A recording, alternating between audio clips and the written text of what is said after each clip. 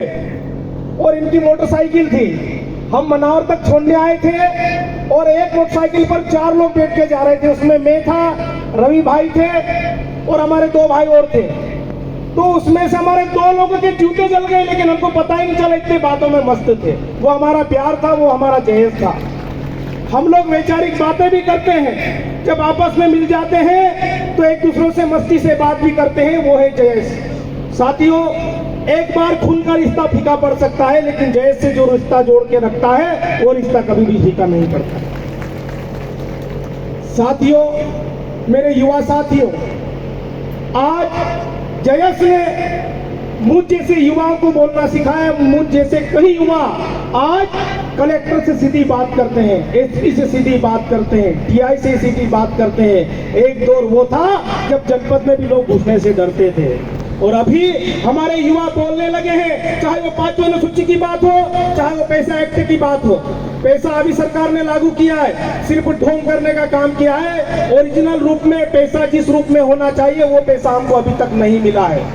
साथियों, और मैं आप सभी युवाओं को इस बात के लिए भी बधाई देना चाहता हूं कि देश में अगर आदिवासी राष्ट्रपति बनी है तो वो जैसे युवाओं की देन है। इंदौर के भारद्वाज चौराहे पर कंटिया भील की अगर मूर्ति लगी है तो वो आदिवासी युवाओं और जैस युवाओं की देन है। अगर राज्यसभा सांसद हमारे क्षेत्र से अगर किसी को बनाया है तो वो जैस युवाओं की देन है।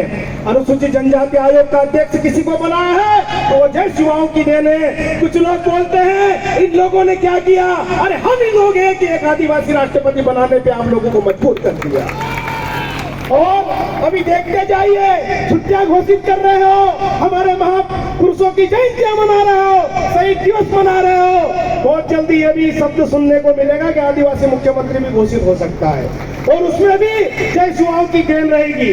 कई लोग बोलते हैं ये बिखर चुके हैं, कई लोग बोलते हैं ये टूट चुके हैं, लेकिन जयस का एक भी युवा अगर किसी भी चौराहे पे खड़ा हो जाता है तो वो 10,000 के बराबर काम करता है। और कई लोग बोलते हैं, सभी राजनीतिक दलों की बातें आती है, पेपरों में पढ़ते हैं, टीवी में देखते हैं, बोलते हैं जयस अब खत्म हो गया है। जयस अगर खत्म हो गया तो हर बैठकों में हमारा नाम लेते क्यों? बात उनकी होती है जिनमें कोई बात होती है।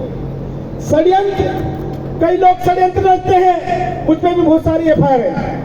लोगों के लिए लड़ते हैं, आंदोलन करते हैं, झूठे केस में हमको फंसा देते, झेल रहे हैं, लेकिन घर में छुप के बैठने वाले लोग नहीं है, क्योंकि जयस ने हमको दहाड़ना सिखाया है, घर में बैठ के रोना नहीं सिखाया है। इसलिए साथियों, सम्माननीय मेरे युवा साथियों, विशेषकर से मैं आपसे सबसे कहना चाहता हूं कि अब यह बदलाव की आंधी चल चुकी है। आप सबने पूर्व वक्ताओं ने भी कहा कि अभी हमने हमारे जयस से हमारे संरक्षक आदरणीय डॉक्टर हिलालाल सर को हमने विधानसभा भेजा है। आने वाले समय में इस पंडाल में जो पीछे बैठा है, बीच में बैठा है, साइड में बैठा है, ऐसा व्यक्ति भी विधानसभा में जा सकता है।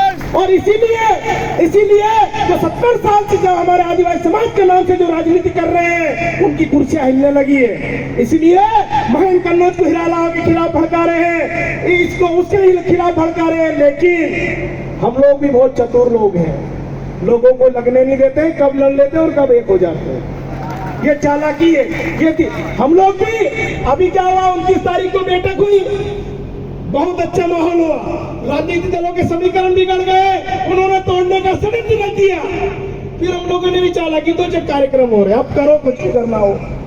तो साथियों, अगर दुश्मन दिमाग से अगर कोई प्लानिंग कर रहा है तो हम लोग भी प्लानिंग करना जानते हैं। ये सभी लोगों को मैं कहना चाहता हूँ जो लोग हमको तोड़ने का प्रयास कर रहे हैं। हम लोग मिट्टी में दबे वो बीज है, जितनी मिट्टी डालोगे हम उतनी तेजी से बाहर निकल कर आएंगे, हम वो लोग हैं। इसलिए साथियों, चाहे वो बिरसा मुंडा का वाक्य हो, चाहे वो हमारे कंटिया भील का वाक्य हो, चाहे राघोजी भांगरे जी का हो, चाहे रघुनाथ शाह शंकर शाह की बात हो, चाहे वो गोंडवाना की बात हो, चाहे वो भील प्रदेश की बात हो, चाहे वो मालवा निमाड़ की बात हो, जब आदिवासी समाज की कोई बात आए तो एक ही शब्द निकलना चाहे, हम वहां खाए एक से एक तीर एक कमान, सब आदिवासी एक समान बोलते सब है, लेकिन उसको वास्तविक रूप से हम सबको लाना पड़ेगा।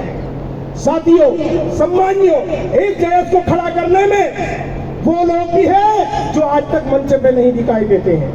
अब हम लोग फिरते रहते हैं, लड़ते रहते हैं, इसलिए समाज ने हमको बाहुबली नाम दे दिया। कोई बब्बर शेर बोलता है, लेकिन मैं कहना चाहता हूं कि अगर समाज मेरे पीछे से अगर हट जाए तो ना कोई बाहुबली रहेगा ना कोई बब्बर शेर रहेगा। इसलिए समाज का ऋण चुकाने की आवश्यकता जब पड़ती है हम सबको आना चाहिए। आज कई लोग बोलते हैं जयस ए टीम है उस पार्टी की, जयस बी टीम है। अरे जयस JAYS टीम है, न ए है न बी है, होंगे तुम AB वाले।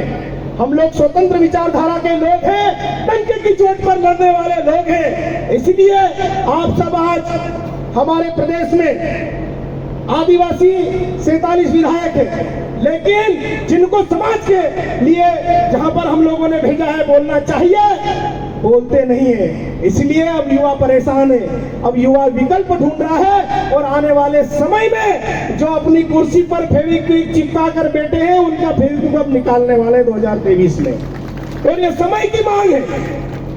साथियों, आज आजादी के इतने वर्ष होने के बाद भी कहते हैं आदिवासी क्षेत्र में रोड नहीं बना।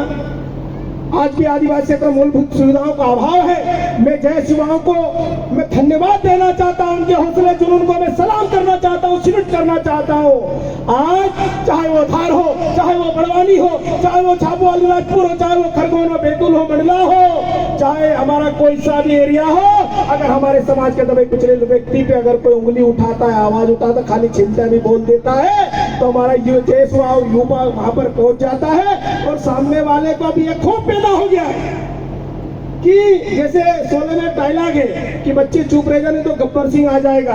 अभी उसका उल्टा हो गया है कि अभी इन पे जुल्म करना बंद कर दो वरना देश हुआ आ जाएगा। ये परिवर्तन आया है, ये समाज में एक सैलाब आया है।